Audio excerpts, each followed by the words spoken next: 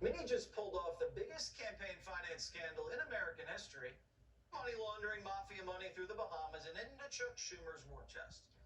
Dance like no one's watching, Minnie, because no one was. So, what was he talking about? You know, that whole time with the Biden White House? Well, maybe the binder reader has the answer. I'm wondering, given this first briefing since then, if you can give us any sort of summary of what has been discussed in Mr. Bankman-Fried's meetings with the White House over the course of the year? Yeah. So let me give you a few rundowns here. As we previously confirmed, as you know, I know you're following this very closely. These meetings included Steve Ricchetti and Bruce Reed. Wait, so who's Steve Ricchetti? Well, he's the counselor to the president, one of Biden's most trusted guys. And who's Bruce Reed? Well, he just happens to be the White House chief of staff deputy, basically the gatekeeper to Joe Biden. So, what Minnie Madoff talked to Biden's closest advisors about 4 times last year?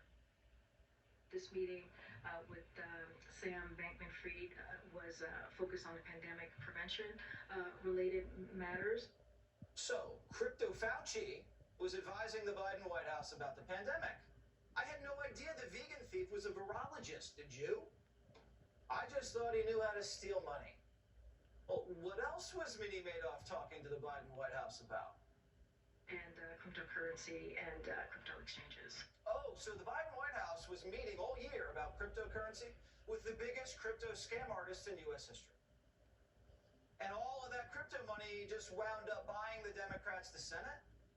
And then the Biden administration turns around after he won the Senate with the illegal campaign contributions and arrests the guy. Is anybody else in the media covering this story? This story is crazy. And what was Minnie wearing to the White House? Did he look like Fetterman? So very often when people get wealthy, they buy fancy suits and so forth. You haven't gone to that phase yet, right? Not so much. Your outfit is pretty much standard. It's some kind of t-shirt, shorts, tennis shoes. Is that what you wear all the time? When I go to Washington, D.C., I have a suit there because I have to wear it on the Hill. So Minnie must be trying to impress somebody. And it's working because not just anybody can just get a meeting at the White House, let alone 4. If you're an oil CEO, Joe doesn't want you there. But if you can buy the Senate for the Democrats, the White House doors are wide open. It's not like this is the first shady dude Biden's had to the White House. I mean, when Biden was vice president, he had Chinese spies all over the place. And if we know anything about Joe, if you bring the money, you'll get the access. Or as AOC puts it, they'll be licking your boots.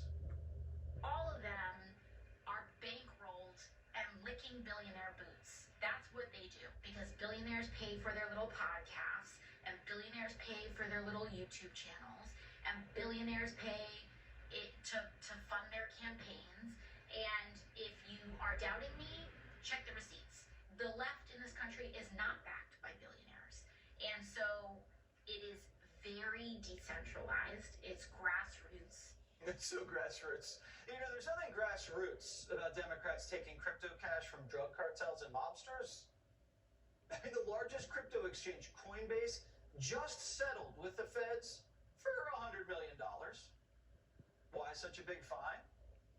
Well, because if a terrorist or a drug trafficker or a Russian oligarch parked millions in their exchange, they didn't care. It was never flagged.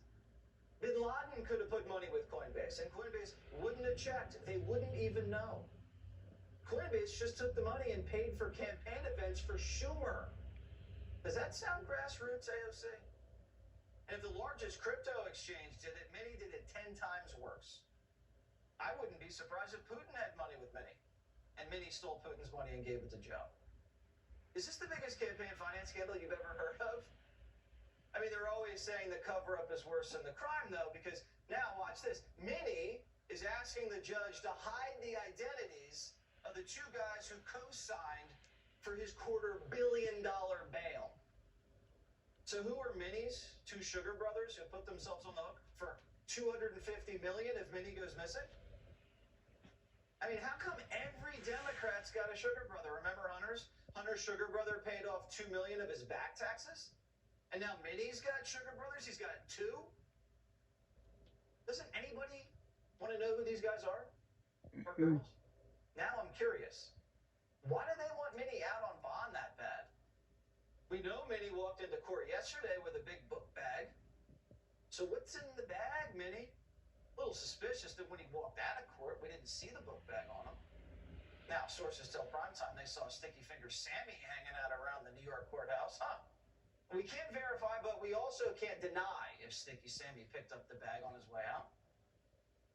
But would it surprise you if Minnie just showed up to court with a bag full of cash? I mean, he's always bribing his way out of trouble, and everybody's in his pocket. The first judge assigned to Minnie's case actually had to resign because her husband was an advisor of Minnie's crypto slush fund. Now, the new judge on the case, Lewis Kaplan, a Clinton-appointed judge who just happened to preside over cases against Trump, Kevin Spacey, and Prince Andrew. I mean, this judge sure is giving Minnie a nice vacation before prison because Judge Kaplan just set Minnie's next court date to October, and the trial could start even later. Did Minnie just buy himself a pre-prison vacation? Sure looks like it. I mean, he might not be able to go to the White House, but Minnie's not